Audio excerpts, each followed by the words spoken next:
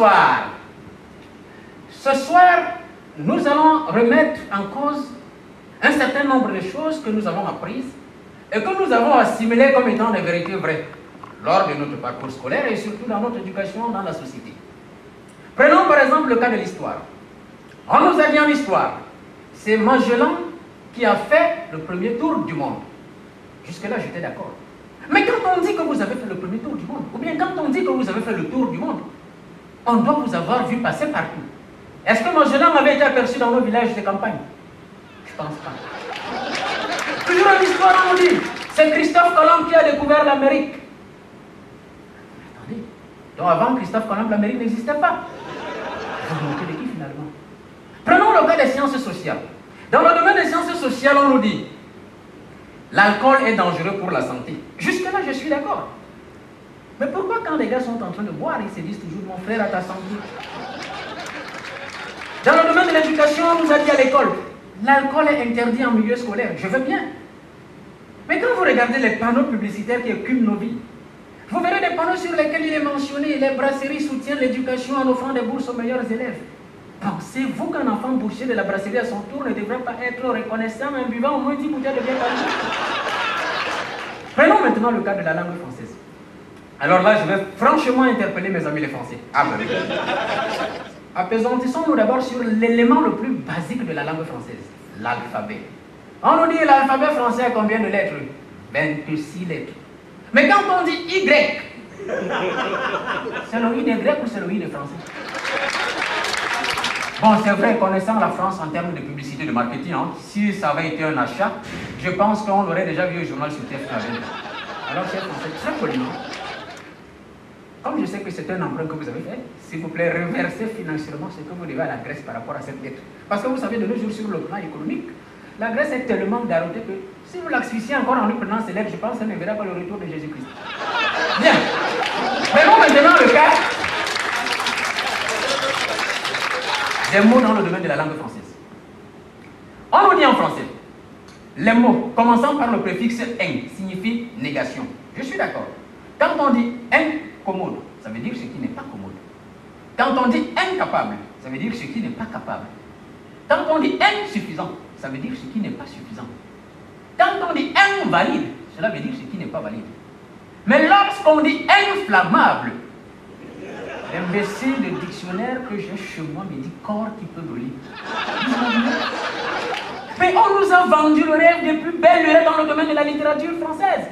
Regardez ce que font les auteurs, les romanciers, les poètes, les écrivains, les dramaturges. Regardez ce qu'ils font. C'est-à-dire, dans leur manière d'écrire, ils vous font parfois croire qu'il y a des personnages qui sont cons et d'autres intelligents. Prenons par exemple les fables de la France. Surtout une fable comme Le Corbeau et le Renard. Vous voyez ce qui se passe? Depuis des siècles, on a formaté le cerveau des lecteurs en leur faisant croire que le corbeau était moins intelligent que le renard. D'ailleurs, il était même sot. Parce que tout le temps, à la fin de la fable, il se fait chipper son fromage. Et je vais vous dire que 100 ans après l'écriture de cette fable, la communauté des corbeaux est allée à l'Académie française pour qu'on modifie la fable. Et justement, après avoir eu gain de cause, on a réécrit cette fable, mais dans l'autre sens. Je vais vous la faire. Récitation. Le petit du corbeau et le petit du renard. Parce que cette fois-ci, c'était les arrière-petits-fils qui se battaient entre eux. Le petit du corbeau, sur un arbre perché, tenait dans son bec un fromage. Le petit du renard, par l'odeur alléchée, lui tient à peu près ce langage. Eh, petit corbeau, que vous êtes joli, que vous êtes beau. Sans mentir, si votre plumage se rapporte à votre ramage, vous êtes le phénix de ces bois. À ces mots, le petit du corbeau semble une arnaque sans fait. Il dépose soigneusement son fromage dans un coffret et lui crie: imbécile, idiot, salopard. Tu penses que quand ton arrière-grand-père a roulé le nez, il faut continuer à nous rouler dans la farine? Prenons maintenant le cas de la géographie.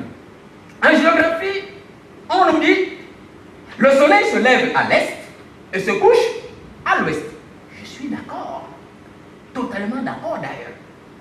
Mais quand on dit par exemple que quelqu'un se lève à Bordeaux pour se coucher à Paris, où est-ce qu'on doit l'apercevoir le lendemain à son réveil? Mais à Paris, pourquoi? Parce qu'il y aura passé la nuit. Comment se fait-il donc tous les jours qu'on nous rabâche les oreilles dans les écoles en nous disant le soleil se lève à l'est, se couche à l'ouest, mais tous les matins on le voit toujours venir du côté de l'est? À on aime la vie, je pense qu'on aurait simplement dû nous dire que le soleil découche. Tout à l'heure, je vous disais par exemple qu'on nous dit que l'alcool est dangereux pour la santé. Moi, je ne pense pas. Moi, je pense même aujourd'hui qu'on devrait encourager massivement la consommation de l'alcool et introduire même la consommation de l'alcool dans les manuels scolaires. Je vais vous dire pourquoi. Aujourd'hui, par exemple, à l'école, l'alcool aurait des propriétés microscopiques. C'est-à-dire quoi? C'est-à-dire qu'il permettrait aux élèves de voir ce qu'ils ne peuvent pas voir en temps normal. Je m'explique. Pour l'élémentaire 1, on nous a tous dit, la Terre tourne autour du soleil. Vrai? Mais la question que je me pose, qui d'entre nous, de ses yeux de chair, a déjà vu la Terre tourner autour du soleil? Personne. Par contre, si vous arrivez de boire 10 bouteilles d'alcool, vous n'avez pas 3 minutes pour vous rendre compte à l'intérieur de votre tête qu'effectivement la Terre tourne autour du soleil. Pourquoi je demande encore qu'on devrait nous encourager à boire le vin? Parce que le vin a une seconde propriété, celle de l'assujettissement. Je m'explique. Vous avez vu quand Jésus-Christ est venu racheter les hommes de leurs péchés? Quand il est arrivé, il a brandi sa carte professionnelle, non Jésus, fils, profession, libérateur des hommes. On lui dit fils. Pour nous prouver donc qu'il était le fils de Dieu, Jésus s'est mis à faire des miracles. Il a chassé les démons, on ne l'a pas cru. Il a fait marcher les paralytiques, on ne l'a pas cru. Le mec est allé jusqu'à ressusciter les morts. On ne l'a pas cru. D'ailleurs, pour toute cette démonstration, on l'a surnommé magicien. Mais le jour où, pour la première fois, Jésus-Christ, devant une foule immense et sous un soleil accablant, a eu à transformer l'eau en vin, même les pharisiens se sont prosternés et l'ont appelé pour la première fois Seigneur. Quand un pharisien venait armé de son boudin pour taper sur Jésus-Christ et qu'il tombait devant un verre de vin, le mec l'ingurgitait et rentrait dire à ses frères, les gars, s'il vous plaît, déposez les armes. Je crois que ce type est le fils de Dieu. Savez-vous aujourd'hui pourquoi est-ce que le nombre de fidèles de Jésus est supérieur à celui de Satan? Vous ne le saviez pas? Ah ben oui! Il y a une étude de l'ONU qui a démontré il y a quelques jours que le nombre de partisans de Jésus était supérieur à celui de Satan. Pourquoi? Mais c'est simplement parce que Jésus-Christ, dans son laboratoire, avait caché à Satan la formule magique qui consistait à transformer l'eau en vin. Puisque si Satan avait pu chipper cette formule, mais attendez, le mec serait capable aujourd'hui de transformer tous les cours d'eau en bière. Vous vous imaginez les océans, les mers, les fleuves, les rivières, les ruisseaux, les eaux de robinet, les eaux de ruissellement transformées en vin? Mais c'est chacun qui allait se faire baptiser par immersion. Ha! Moi qui vous parle, par exemple, il y a quelque temps, j'ai chassé mon épouse, parce qu'elle a osé m'interdire de boire l'alcool, le vin, pour me recommander de boire du l'eau. C'est vrai. Tous les jours, chérie, il faut pas, tu sais, l'alcool, tu as petit feu. Est-ce que je t'ai pressé de mourir? Elle me dit, l'alcool rend malade. Avez-vous déjà appris un jour que l'alcool a donné à quelqu'un la typhoïde, la bilharziose, le choléra? D'où provient cette maladie? Mais de l'eau, voyons! Elle me dit, chérie, tu sais, même les saintes écritures interdisent l'alcool. Quand Jésus-Christ transformait l'eau aux noces de Cana, c'était en Coca-Cola ou c'était en jus de fruits naturels. Moi, ma femme m'a trouvé dans l'alcool, elle est partie, elle m'a laissé dans l'alcool. Et d'ailleurs, j'invite tous les buveurs du monde entier, petits et grands, hommes et femmes, métis et autres, à faire comme moi, à louer le vin, unissons nos efforts, brandissons nos verres en l'honneur, n'est-ce pas, de ce nectar, renouvelons-lui notre fidélité et surtout notre attachement en lui récitant ces 10 commandements.